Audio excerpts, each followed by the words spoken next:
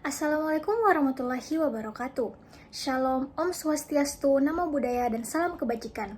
Perkenalkan, nama saya Kalista Yudia Kamandari dengan NIM E0612511118 dari Prodi Ilmu Hubungan Internasional.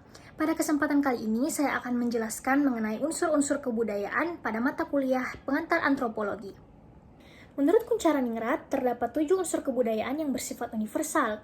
7 unsur kebudayaan tersebut mencakup bahasa, sistem teknologi, sistem ekonomi, organisasi sosial, sistem pengetahuan, sistem religi, dan juga kesenian. 7 unsur kebudayaan ini merupakan komponen yang fundamental dalam membentuk dan mempertahankan keberlangsungan sebuah budaya dalam masyarakat. Unsur yang pertama adalah bahasa. Ketika kita mendengarkan ini, 바람 잡지 마. 나 지금 오늘 굉장히 진짜 아침 일찍 일어나가지고 원래 늦게 일어나는 사람인데 아침 8시 dan kemudian kita mendengarkan ini, เป็นลิซ่าทุกวันนี้แล้วเราสามารถตอบแทนตอนนี้คือมีกำลังพอที่จะตอบแทนบุญคุณคุณพ่อคุณแม่ได้ค่ะ tentu akan terdengar berbeda, bukan? Hal ini disebabkan karena bahasa merupakan salah satu identitas utama dalam sebuah budaya. Berbeda budayanya, maka berbeda pula bahasanya. Bahasa itu sendiri merupakan alat komunikasi utama di dalam masyarakat yang dapat mencerminkan cara berpikir, nilai, serta tradisi yang ada pada budaya di masyarakat tersebut. Bahasa sebagai alat komunikasi utama memungkinkan terjadinya transfer pengetahuan, pemikiran, serta nilai-nilai budaya antar generasi. Bahasa juga dapat menjadi sarana untuk menyatukan anggota masyarakat. Kemudian, bahasa ini juga masih terbagi ke dalam beberapa bagian. Yang pertama adalah bahasa ibu atau bahasa daerah. Bahasa ibu atau bahasa daerah ini contohnya seperti bahasa Jawa, bahasa Makassar, bahasa Minangkabau, merupakan bahasa yang dipelajari oleh seseorang sejak lahir dan biasanya digunakan dalam kehidupan sehari-hari. Yang kedua adalah bahasa nasional.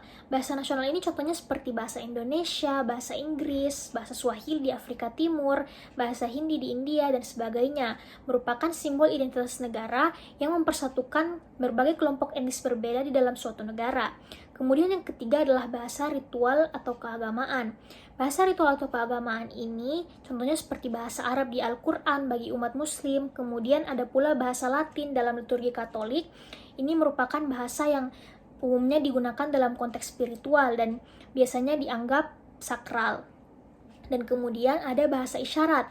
Bahasa isyarat ini contohnya seperti ASL atau American Sign Language, ada Bisindo atau bahasa isyarat Indonesia, dan ada pula BSL atau British Sign Language. Nah, bahasa isyarat ini merupakan alat komunikasi utama untuk teman-teman tuli. Kemudian yang kedua adalah sistem teknologi. Sistem teknologi ini mencakup alat, teknik, dan pengetahuan manusia untuk mengontrol lingkungan dan memecahkan masalah-masalah praktis di kehidupan sehari-hari. Sistem teknologi ini mempengaruhi cara manusia berkembang, bertahan hidup, dan juga beradaptasi dengan hal-hal yang baru. Contohnya adalah sistem revolusi pertanian. Seperti yang kita ketahui bahwa orang-orang di zaman dahulu hidup dengan cara nomaden atau berpindah-pindah dikarenakan mereka masih belum mengetahui adanya sistem irigasi atau alat pertanian seperti alat baja. Maka dari itu mereka harus hidup berpindah-pindah agar mereka dapat mendapatkan sumber daya alam yang cukup untuk menjadi konsumsi mereka. Tetapi kemudian setelah diketahuinya sistem irigasi dan alat-alat pertanian seperti alat baja, maka orang-orang mulai hidup menetap dalam waktu yang lama di suatu tempat yang sama, mulai berhenti untuk hidup nomaden atau berpindah-pindah. Kemudian yang kedua adalah sistem transportasi. Pada zaman dahulu, ketika orang-orang ingin pergi ke negara lain atau ingin berkunjung ke belahan dunia lain, mereka butuh menempuh perjalanan laut menggunakan kapal dalam waktu yang sangat lama, seperti berbulan-bulan atau bahkan bertahun-tahun. Tapi kini ketika kita setelah mengenal teknologi pesawat udara, kita dapat mengunjungi negara lain hanya dalam waktu 12 jam, 7 jam, bahkan 5 jam. Kemudian yang tidak kalah penting adalah sistem informasi dan komunikasi. Seperti yang kita ketahui bahwa orang-orang di zaman dahulu ketika ingin saling berkabar, terutama ketika mereka berada di tempat yang saling berjauhan, maka mereka harus saling mengirim surat. Dan yang kita ketahui bahwa surat itu membutuhkan waktu yang lama untuk sampai kepada orang yang dituju, terutama ketika jaraknya jauh, butuh waktu berhari-hari, berminggu-minggu, bahkan berbulan-bulan untuk sampai. Dan ketika ingin mengakses informasi, hanya bisa melalui surat kabar ataupun dari mulut ke mulut saja. Tetapi kemudian muncullah telepon. Walaupun mungkin di awal telepon hanya dapat diakses melalui telepon umum dan perlu mengantri untuk mengaksesnya, tetapi itu sudah sangat signifikan menurut saya.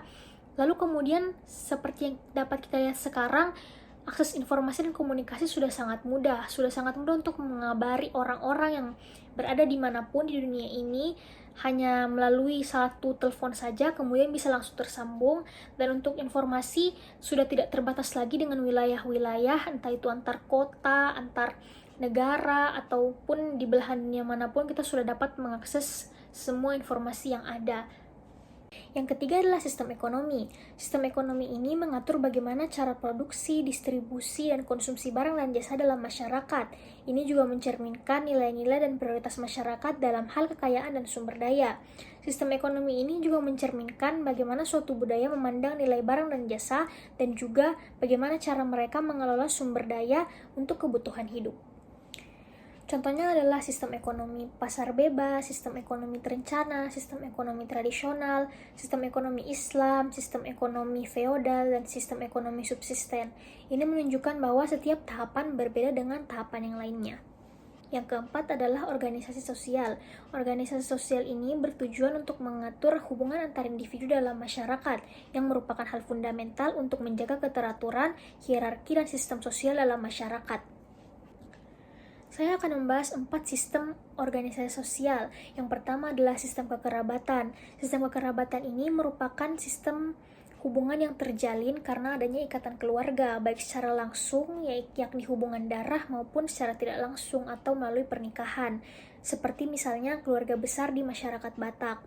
Yang kedua adalah sistem kasta. Sistem kasta ini adalah sistem sosial yang paling kaku dan tidak fleksibel, dikarenakan ketika seseorang lahir di sebuah kasta tertentu, maka ia akan berada di kasta tersebut sampai meninggal. Seperti contohnya sistem kasta di India, yakni dengan kasta tertinggi adalah kasta Brahma dan kasta terendah adalah kasta Dalit. Kemudian yang ketiga adalah sistem kelas sosial. Sistem kelas sosial ini mengelompokkan orang-orang berdasarkan kekayaannya, pendidikannya, pekerjaannya. Tetapi berbeda dengan sistem kasta, sistem kelas sosial ini dapat berubah sewaktu-waktu ketika kehidupan seseorang tersebut berubah. Kemudian yang terakhir adalah sistem patriarki dan matriarki. Sistem patriarki adalah sistem yang menarik garis keturunan dari ayah, yang mana ini merupakan yang paling umum di Indonesia. Tetapi ada juga suku yang menggunakan sistem matriarki atau yang menarik garis keturunan dari garis keturunan ibu, yakni suku Minangkabau. Dalam budaya Minangkabau, mereka menggunakan sistem matriarki atau menarik garis keturunan dari ibu. Dan bahkan ketika ingin melakukan pernikahan, pihak perempuan yang datang kepada pihak laki-laki untuk melamar. Yang kelima adalah sistem pengetahuan. Sistem pengetahuan ini mencakup cara-cara di mana pengetahuan, nilai, dan aturan sosial diwariskan dan diterapkan dalam kehidupan sehari-hari. Ini mencakup norma-norma sosial, hukum adat, peranata sosial, sampai etika religius yang mengatur bagaimana cara individu berperilaku dan bagaimana interaksi mereka dalam masyarakat. Sistem pengetahuan ini berfungsi untuk menjaga keteraturan sosial, mempromosikan harmoni, serta memastikan bahwa nilai-nilai budaya dapat dipertahankan dan diwariskan dari generasi ke generasi. Adapun di sistem pengetahuan itu sendiri terdapat 4 bagian. Yang pertama adalah norma sosial. Norma sosial ini contohnya adalah seperti yang kita ketahui bahwa di budaya Bugis Makassar terdapat istilah-istilah seperti sipaka tahu, sipaka inge, dan sipaka lebi, yang kurang lebih berarti saling menghormati dan saling menghargai serta yang lain-lain. Kemudian ada pula budaya di luar negeri seperti di Jepang, bahwa ketika kita akan menyapa orang, kita membungkuk 90 derajat. Kedua hal itu sudah termasuk ke dalam norma-norma sosial. Kemudian yang kedua adalah hukum adat. Hukum adat ini adalah sistem aturan yang berlaku di masyarakat berdasarkan tradisi dan praktik lokal mereka. Hukum adat ini mengatur berbagai macam hal seperti perkawinan, warisan, tata cara penguburan orang meninggal, dan lain segala macamnya. Kemudian yang ketiga adalah peranata sosial. Peranata sosial ini contohnya seperti lembaga pendidikan, lembaga perkawinan, dan setiap lembaga-lembaga itu punya tanggung jawab dan tugasnya sendiri-sendiri. Contohnya, lembaga pendidikan bertanggung jawab dalam pembelajaran dan transfer pengetahuan dalam masyarakat. Kemudian yang keempat adalah agama dan etika religius. Biasanya, agama dan etika religius ini menjadi yang utama di antara masyarakat, karena setiap orang-orang yang menganut agama wajib untuk beretika dan berperilaku sesuai dengan apa yang diajarkan di agamanya. Berikutnya adalah sistem religi. Sistem religi ini meliputi kepercayaan, ritual keagamaan, dan praktik keagamaan yang ada pada suatu masyarakat. Sistem religi ini seringkali menjadi pusat identitas budaya dan moralitas suatu kelompok. Contoh sistem religi ini, yang pertama adalah animisme. Animisme ini ketika seseorang menganggap bahwa terdapat kekuatan spiritual pada roh-roh di sekitarnya yang berasal dari alam, seperti dari pohon, hewan, dan lain segala macamnya. Kemudian yang kedua adalah totemisme. Totemisme ini adalah ketika seseorang memiliki hubungan spiritual yang kuat dengan tumbuhan atau hewan tertentu, misalnya seperti bagaimana orang-orang India memperlakukan sapi. Kemudian ada pula yang lainnya seperti agama monoteistik dan juga politeisme. Kemudian yang terakhir adalah unsur kesenian. Kesenian ini mencakup ekspresi estetika dalam suatu masyarakat yang termasuk seni musik, seni rupa, seni tari, sastra, dan juga bentuk-bentuk seni lainnya yang mencerminkan nilai dan identitas budaya tersebut. Selain 7 unsur kebudayaan tersebut, terdapat juga 3 wujud kebudayaan yang dikemukakan oleh Kuncharaningrat. Yang pertama adalah wujud gagasan atau sistem budaya. Wujud ini merujuk pada gagasan, konsep, nilai, dan norma yang ada dalam pikiran masyarakat, termasuk juga keyakinan, ideologi, dan aturan tidak tertulis mengenai bagaimana sebuah individu atau kelompok harus berperilaku dalam masyarakat. Contohnya, di masyarakat Jawa terdapat kepercayaan bahwa harmoni dan kerukunan itu sangatlah penting dalam hubungan sosial, dan hal ini telah menjadi pedoman mereka dalam kehidupan sehari-hari. Berikutnya adalah wujud aktivitas atau sistem sosial. Wujud ini meliputi tindakan dan interaksi individu dalam masyarakat. Contohnya seperti upacara adat Ngaben di Bali, yang merupakan manifestasi dari gagasan tentang kehidupan setelah kematian dalam kepercayaan Hindu Bali. Yang terakhir adalah wujud artefak atau kebudayaan fisik. Wujud ini mencakup benda-benda fisik atau artefak yang dihasilkan oleh masyarakat yang merupakan perwujudan nyata dari gagasan dan aktivitas budaya. Contohnya adalah Candi Borobudur di Indonesia. Candi ini menggambarkan keyakinan Buddha dan juga bagaimana kemampuan teknis dan artistik masyarakat pada masa itu. Kesimpulannya, unsur-unsur kebudayaan dan wujud kebudayaan berperan penting dalam pembentukan identitas budaya. Memahami bagaimana unsur-unsur ini bekerja sama membantu kita memahami keragaman dan dinamika budaya dalam masyarakat global. Sekian penyampaian materi saya pada kesempatan kali ini. Saya harap materi yang telah saya paparkan dapat bermanfaat untuk kita semua.